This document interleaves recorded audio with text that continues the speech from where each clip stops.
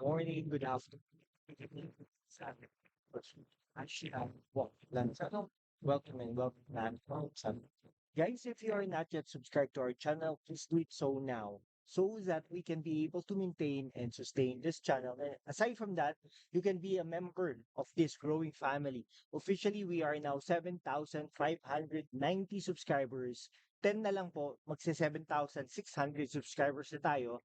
And 410 we will be reaching the 8,000 subscribers mark. No? And that is quite awesome. Thank you so much, guys. God bless you all. Okay, ang pag-usapan po natin today ay, tanong lang po natin ay, takot ba si Pangulong Bongbong Marcos sa China? Yan po yung pag-uusapan natin.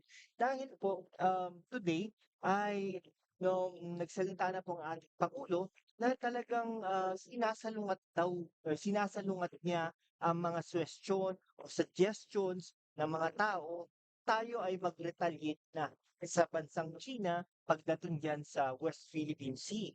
Ibig sabihin, pag binomba tayo ng water cannon, ay bombahin din natin sila ng water cannon with sili. Yan, sili, no? O di nasunog sila. Pero anyhow, kidding aside, ang karamihan po kasi ay gusto ng mag-ano, no? Mag-water cannon na po tayo. Pero sa isang banda po, iniisip din po ng ating Pangulo ang safety natin. Matapang siya kung sa matapang, pero ayaw daw niyang i-escalate na ito sa mga sa next level. Dahil definitely, pag tayo ay nag-water cannon din sa kanila, ay baka naman ay gumamit na sila ng dahas dating dyan sa West Philippine Sea at sa tingin natin, hindi po natin to makakayanan. Kaya nga naman po ay talagang napapansin po natin na totoo ingat ang ating Pangulo pagdating sa mga ganyan. Hindi po siya basta-basta nagsasalita hanggat hindi po siya nagsa ah, hmm, nag-aano po 'no, yung hihingi ng advice sa kanyang mga advisors.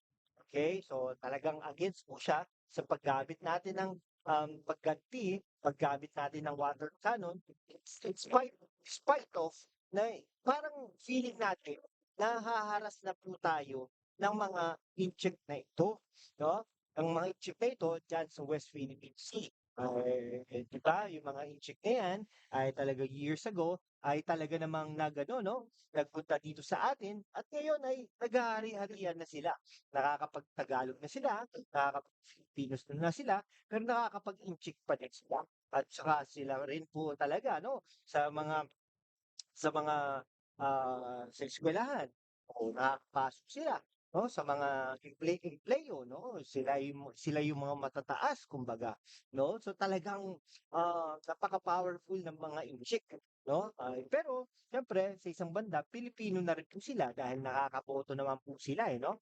Pero sabi po ng ating Pangulong Marcos, pag ito ginawa po natin ay talaga namang mag-heighten yung tension between yung bansang China at bansang Pilipinas. Sabi pa ni Pangulong Marcos, nung in-interview siya kanina, ay talaga namang dahan-dahan lang, no? So, ang ginagawa kasi po natin ngayon ay dini-defend natin yung sovereignty rights natin at yung sovereignty natin dun sa West Philippine Sea.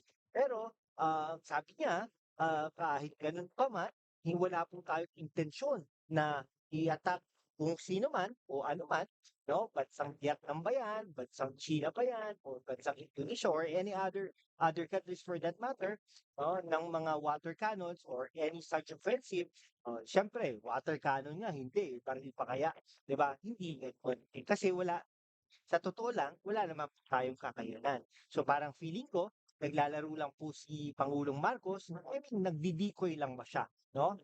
And then, ah, talagang magkaka-damage ang ating relationship with China pag nagkagano'n. Hayaan na natin makita ng ibang bansa na binubuli tayo, hinaharas tayo. Pero ang tingin natin, may hangganan din po yang mga yan. Okay? So, ito, sabi po ng ating Pangulo, walang kaplano-plano, gobyerno ng Pilipinas, o umuno niya na gumanti diyan sa mga unghang na yan. Okay, so sabi nga pinakalas na gagawin natin ay mag-raise ng tension diyan sa Philippine Sea. Pero ang tanong natin sa Pangulong Marcos, hindi pa ba na nagkakagano, nag-heighten na yung tension sa ginagawa ng China? Hanggang kailan tayo magpapaapi sa mga inchik na ito? Hanggang kailan tayo magsasabi na tama na, no? Or talagang hinahayaan ba natin na ganituhin tayo, no? Harap-harapan. Anyhow, nakikita naman natin sa tulong ng mga media natin, mga media personalities natin, hindi lang po dito ha, hindi lang po dito sa bansang Pilipinas, kundi po sa buong mundo, no? So sabi niya, we will not follow the Chinese Coast Guard and their Chinese vessels down the road because simply it's not the mission of our Navy, our Coast Guard to start or increase tensions. Pero paano kung magtatayo na sila diyan? Paano kung ah, mag-start na po silang sakupin tayo, no? So, ano po, no, ang mission po kasi nila ay magkaiba sa atin, no?